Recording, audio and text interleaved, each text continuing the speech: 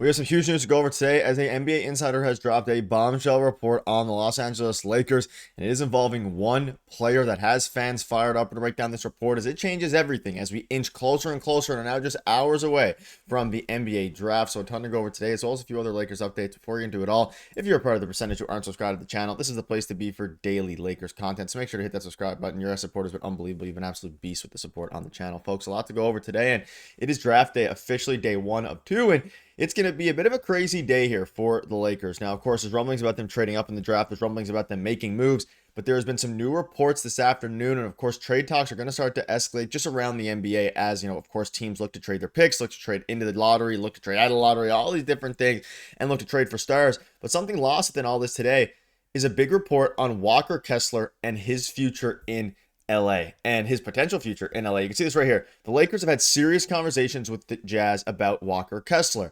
And this is, of course, one tweet, but we have a new report from Andy Larson of the Salt Lake Tribune, who's a reputable reporter in Jazzland. So you can see here, just to be clear, the Lakers have been making offers to Walker Kessler via Andy Larson of the Salt Lake Tribune. Of course, I'll dive into the full quote in a minute. Looks like Rob is going all in tonight. Now, of course, this is a deal that doesn't necessarily have to get done today because none of the assets going out or you assume back in would necessarily be directly correlated to the draft. However, you can see here, connect the 2031 first and a 28 swap. Let's get this done. Now, let's dive into a few different things. Here's the full quote. I think there's been an offer presented for Walker Kessler, him being their future of the center, giving up multiple picks to get there. That is on the table right now. So not only are they making offers right now, things have gotten very real as of this morning, basically. And this is very intriguing because there's been the talks about DeAndre Ayton. The Nick Claxton stuff has taken a big halt here. And it seems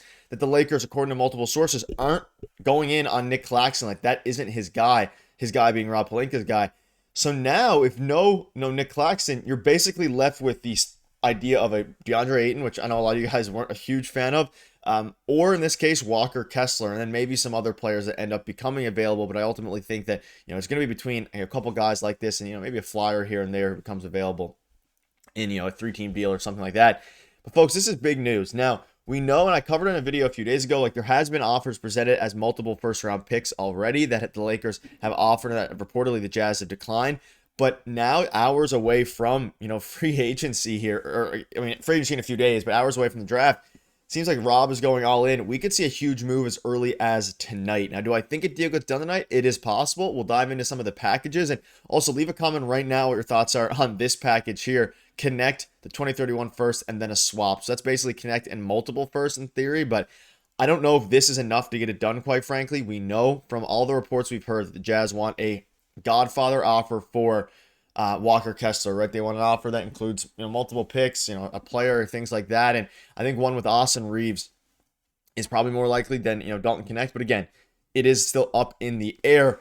And there's also a report here in playoff Lakers that the Lakers will try and add Vanderbilt in the deal to unlock the full MLE. So there's a bunch of different implications that go on here. So if they make a deal for, of course, Walker Kessler, they're going to try to add Jared Vanderbilt in. So that, of course, opens up the full MLE, which they can then use to try and get what I would assume would be a point of attack defender. Now, there is a few of those available. We'll have videos on that after the draft as that becomes more and more clear. Of course, the focus right now is on a center. But guys like Matisse Thybulle, I'm not saying it's going to get the full MLE, but guys like Matisse Thybulle will be available once they get bought out, all these different things. So it's very interesting, and things have really picked up here for the Walker Kessler and on the Walker Kessler front. And when you wake up on draft day to a bunch of reports saying that the Lakers are in on Walker Kessler, there's kind of two sides of the the coin you can take here. One, they're really trying to get the the center, of course, as possible. But B, Rob Pelinka tends to move in silence most of the time. So there is a chance that this is a bit of a smokescreen for a different, perhaps even bigger move. And of course, we won't know that till the draft tonight or as we approach free agency. And the I guess unfortunate part or fortunate, depending on how you view it, the Lakers don't have a ton of their own. They don't have a pick today in the first round, of course. They have a second round pick, 55th overall. They don't have a first round pick, which means a lot of these trades, like I think they're, of course, it's more likely to go down today than it would be tomorrow or something like that, just because of the way that trades work. But the Lakers don't have a first round pick in this year's draft to say, hey, okay, let's try to get a deal done today. Now, I do think, of course, moves are going to be happening across the NBA, and other teams are going to try, and that's the big pusher here. Other teams are going to try to push all their chips in and get with the Walker Kessler sweepstakes using their picks this year. So that's something to keep in mind. And maybe the Lakers will have to outbid the Jazz or, something like that, or outbid other teams, sorry, that are going for the Jazz. But it's interesting. You can see here some other, reports that have flown around surrounding Kessler from Bleacher Report. So we all know how good he is. Massive presence in the middle, is averaging a double-double while swatting 2.3 blocks a game.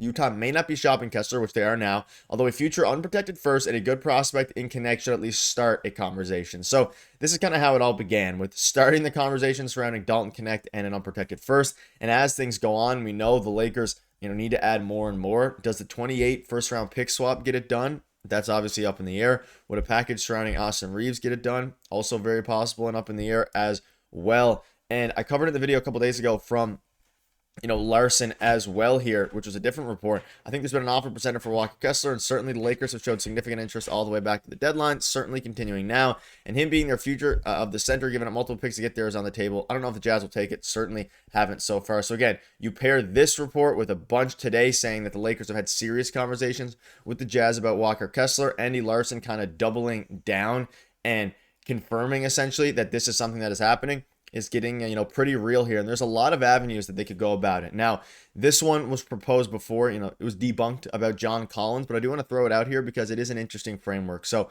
it's the Jazz getting Rui Hachimura and then, some Maxi Kleber, salary filler, Dalton Knecht, the first round pick and the 55th pick.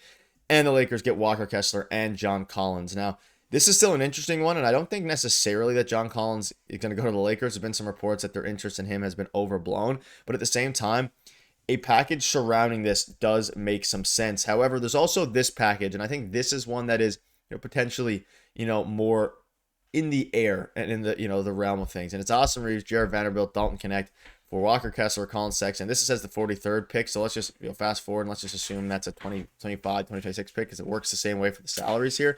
And let's say we also, so this is basically Austin Reaves, a swap in 2030. You get rid of Vanderbilt to unlock the full MLE, but you're also giving up Dalton Knecht, but you get Walker Kessler, of course, who the guy you wanted, but also Colin Sexton, who would be an inadequate, replacement for Austin Reaves, not the same player. He would be a bench, you assume a bench shooting guard, bench point guard, and kind of run that. And of course, Austin Reaves, you don't want to give him up in a deal for Walker Kessler, but I truly believe that that's what it's going to take to get a deal done. And with that, I'll ask you guys to leave in the comment section down below whether or not you would trade Walker Kessler for Walker Kessler if it means giving up, of course, AR, because I think that might be what it comes down to, especially with all the teams bidding as draft night gets closer and closer here. And again, Walker Kessler, beast in the glass, 5 offensive rebounds a game.